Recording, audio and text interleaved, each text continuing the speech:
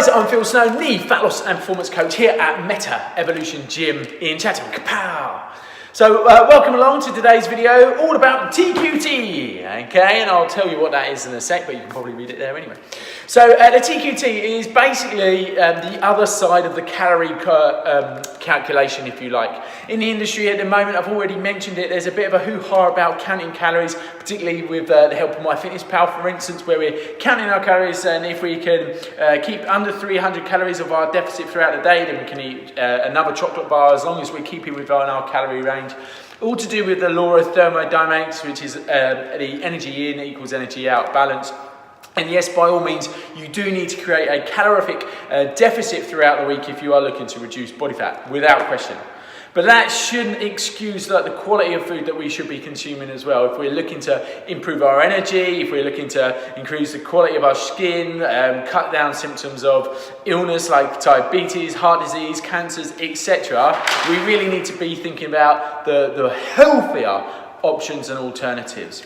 So we want people to consider this, the T.Q.T, the type, quality and timing of our foods.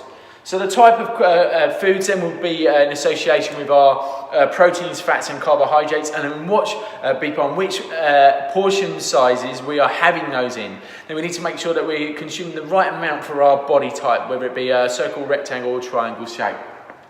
The next thing we need to look at is the quality of the food, okay? If you're eating good quality, nutritious food, you're less likely to pick out on the crap stuff. And when you do pick out on the crap stuff, which we all do, I like to, all right, I use it for the weekends, I eat a load of crap, then it means that we are still creating a calorie deficit throughout the week, but we're still going to be satisfied much sooner, going to be fuller for longer, and so we're going to be getting more nutrients into the body, which means general well-being is going to be much better. This is what it's mainly about, the quality of our food, not the amount of calories we've got. All right, if you're eating good quality food, then the calories will come. All right, believe me, like the good quality calories will count.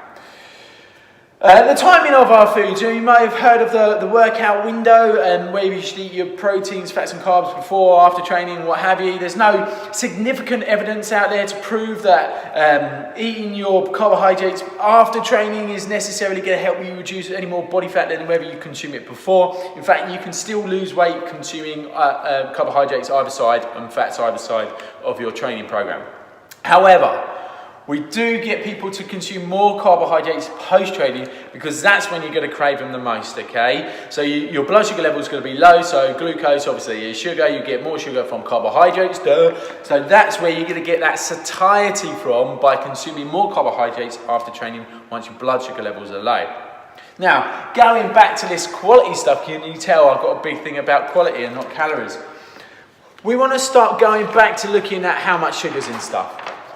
Okay, and how we do that is by using a nice little equation, by working out what the sugar is per 100 grams, dividing that by 100 grams, it will give us like a decimal point more likely, and then we times that by the amount of food that we're consuming, okay? So for instance, I've got my little bag of fruit and nuts here. Now this is a nice healthy option, okay? We can see using the traffic light system, okay, we've got loads of ambers and greens, so it must be healthy for us. We hear about personal trainers telling us to get some nuts in there because it's healthy fats and what have you. Also a bit of fruit in there to take the edge off, and it's fruit because so it must be healthy.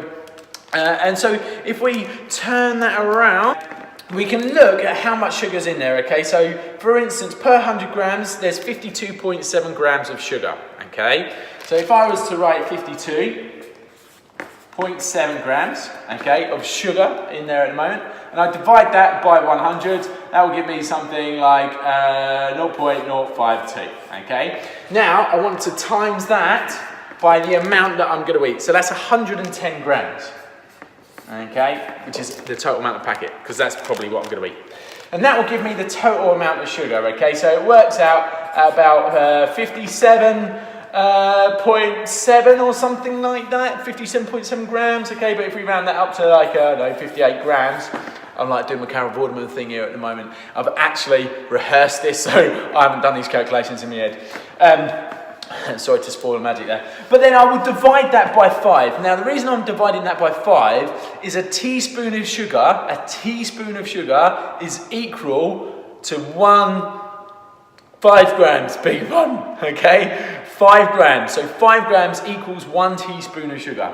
So if I want to work out and make it more relative, how many teaspoons of sugar is in said item, then I would divide this number here by 5, okay? So that will give me 11.7 or something like that, okay? So it'd be 11.7 teaspoons of sugar. So if we said 11 teaspoons of sugar, okay, is in there, okay, that's a lot. That's a lot of sugar in that packet, okay, 11 teaspoons. What does 11 teaspoons of sugar look like?